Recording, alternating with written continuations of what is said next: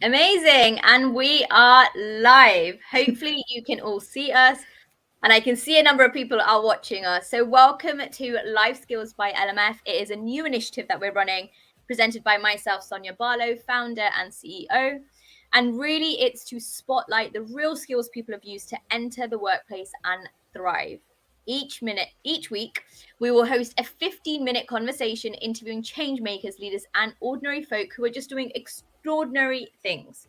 These sessions we recorded, live streamed on LinkedIn and YouTube, and also available across socials so that anyone can watch at any time, and you can make sure that you are gaining those professional personal development skills that you need to enter the workspace and also to smash your own goals. Why? Because our 2021 research found that the top 3 reasons that young professionals feels they aren't ready to enter the workspace include a lack of confidence, a lack of career knowledge, and a lack of skills. In addition to this, less than 10% of firms are founded by women in the education and technology space, and less than 5% receive funding. All in all, what we're trying to do is increase the skills, the knowledge, and decrease the financial gap felt by women and non-binary folk globally, as well as those who feel that they are marginalized, they are identified as marginalized communities, and anyone and everyone who is just ready to start their career. So our first guest is someone who's very special to me.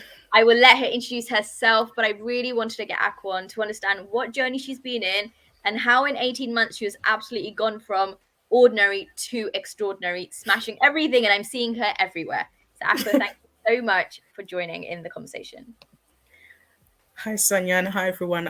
It's so lovely to be here today. And Sonia, you're way too kind. I'm telling you that now.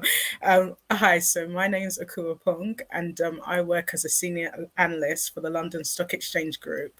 But outside my role there, I'm also a mental health champion. I work with a number of the diversity inclusion networks from Accessibility, the Women's Inspired Network, the B Network, and I also get involved in a lot of the charity initiatives that we do throughout the group. And I'm ready to kick this off today. Amazing, thank you. So tell me, did you go to university, and if so, what degree did you take? Yeah, sure. So I went to the University of Surrey and it's based in Guildford, and I studied a branch of computer science. So I did computing and IT there. It was a 4-year degree course with a 1-year placement year. So my placement year was based at Rolls-Royce Motor Cars and BMW in Chichester, which was amazing. Amazing. Did you get any free cars, any freebies at the end of it? No, I was kind of angling for a Ferrari at the end or maybe a Mini Cooper, but there was just like, how about a test drive in the new coupe? And I'd like, yeah, that would work, I guess. Well, at that point that you're winning, aren't you? Because that as a student, you're like, at least I've got something. And so did you think that when you were at university, you'd be in the job that you are now, and you'd be able to transfer those skills that you've learned through like computer science into your tech field? It's a bit of a yes and no because when I finished university, I actually wanted to join the army. So I looked to sign up. So I did a bit of the fitness test and I literally filled out the registration form because they did kind of opened at my university one Wednesday. However, my parents and my family didn't want me to join the army, but a lot of people at the time, when I initially spoke to them about it, it was more kind of to join the army because you'll be working with intelligence, things like that.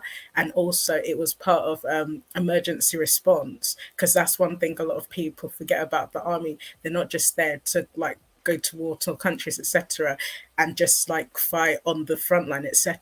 They're also there to kind of help with emergency relief. So let's say, for instance, what's going on in Ukraine or other countries around the world, they help to actually get certain amenities and essentials across to those countries. So that was kind of my angle behind that. And also, as a massive Grey's Anatomy fan, so in my head, I'm kind of like at one stage, like the pediatrician Arizona Robbins, like who was rollerblading across the wards and everything. So I've always been a massive kind of Shonda Rhimes fan, Grey's Anatomy fan. So throughout my career, I've had different kind of aspects of jobs I've wanted to do.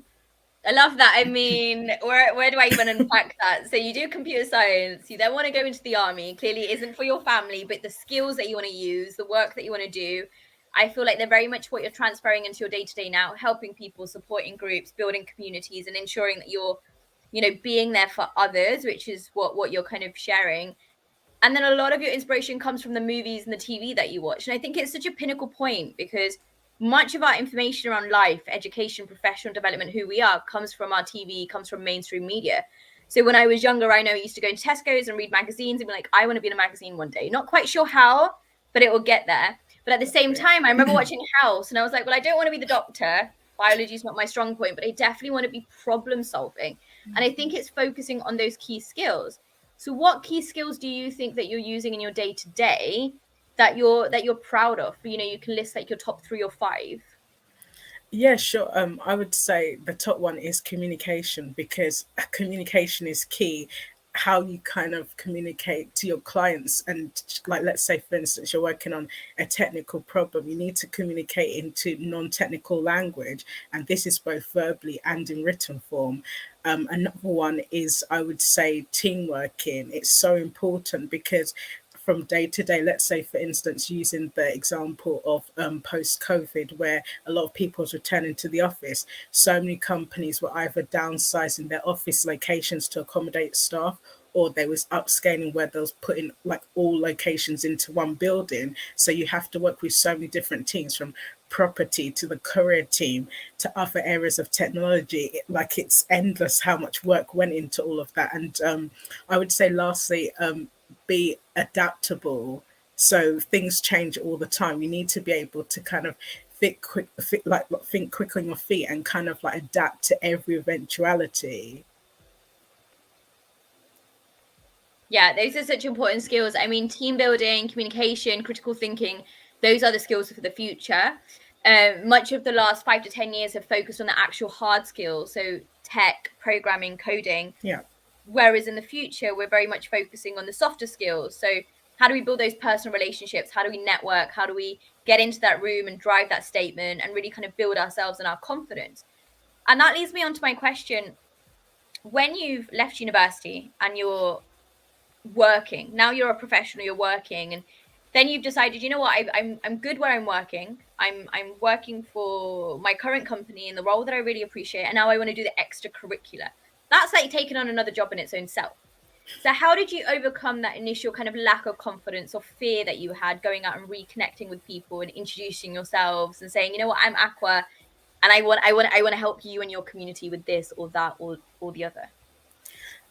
It was a couple of things: self awareness and looking at what is my purpose. Because there's this Japanese concept called ikigai, where it looks at like your life in reason and what is your purpose. So you've got to look at, okay, so what do I want to achieve? When do I want to achieve it by? And set a lot of it goes through a lot of goal setting and then thinking about like what you want to get. And sometimes you also got to reevaluate kind of where you are now and look at short to long term kind of goals, because that way you kind of like look at start setting up kind of small wins. Because let's say Rome wasn't built in a day. Sometimes you try to think like, I want to do this, I want to do that, but it's all in moderation. And you've got to really kind of be kind to yourself, because people forget that you could go out there wanting to help everyone solve all the world problems, but there'll always be something else that comes up. So just remember to sometimes like have that bit of resilience, kindness, and compassion to yourself, and think like,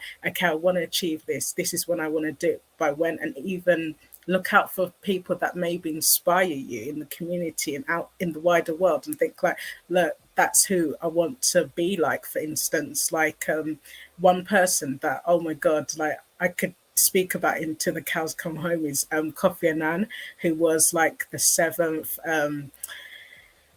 Secretary General for the UN. And with him, basically, he talked about how knowledge is power and how to use that knowledge to grow and help others. And from that, I've always thought to myself, one day I would love to work for the UN just because of him, because he was part of this elderman's group with also Nelson Mandela. He won like a Nobel Peace Prize, but it's like everything he was doing was always to help others and always to promote good.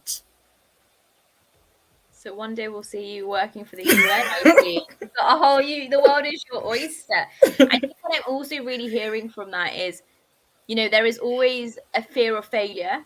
and Hmm. fear when you go into any opportunity, but it's understanding why you want it, where you can add value, also acknowledging your gaps before you go in and going Hmm. back to your purpose. I'm aware that we have about 5 minutes left. Like I said, this is only a 15-minute conversation. It's short and sweet and it's to the point. So if you have any questions, do let us know. I can see the chat. We can see the chat. Thank you so much for those who are sharing, who are caring. So we see Rav is listening. Amazing. Thank you. And Saad, thank you so much for your lovely emoji gestures. Really excited that you're both here. When it comes to the youth of today, they are extremely scared and they're afraid and they don't quite know what to do with their lives. Or I guess a lot of the time they actually just fear getting it wrong, right? Or giving a try and getting that kind of rejection. Do you remember the first time you were rejected? And how did you overcome that? Like how did you get up and you were like, you know what, Aqua, it's fine, like dust it off and carry on? Yeah, I would say kind of when I had to pivot in terms of not being able to go to army, rather just going to get a job in industry. And even when I graduated, without showing my age, it was the year where we had that kind of recession, so it was so hard to get a job. Like I got so many rejections that either say that, oh, you don't have experience, and I was like, but I worked for 14 months with like one of the largest kind of automotive like companies.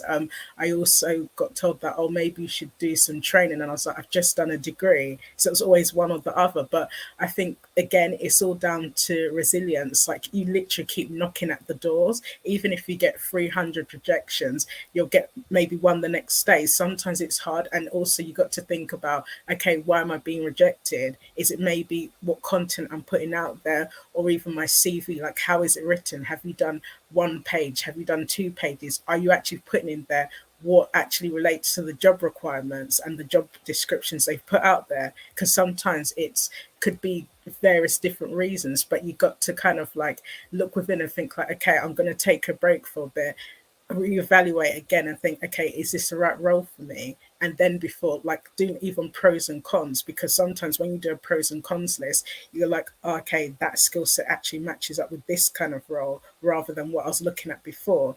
And just remember, even from being in the technology world, things change all the time. There's so many different roles out there. You could be a data scientist, you could be a content creator, you could work in social media, you could be like even work in informatics. There's so many roles out there. So don't think like, oh, it's going to be like you're going to be too niche or be stuck in one role. You can adapt and change over time. Even in technology nowadays, some people change roles every 2 to 3 years. You don't get so many people staying in a role for like 10, 20 years anymore. And it's nothing to do with loyalty. It's just about upscaling, changing your career trajectory and things like that. And just don't get down about it, because I would say so much is going on in the world, and sometimes you need to think like there's more to life than work. Always create that amazing work-life balance.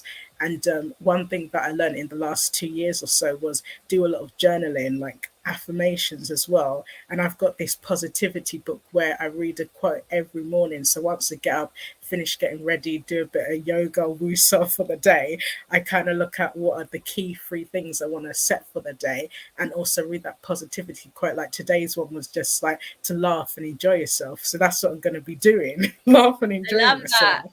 It's so interesting. I mean, just kind of echoing some of the stats. So the average employee now stays in the business for 3 years.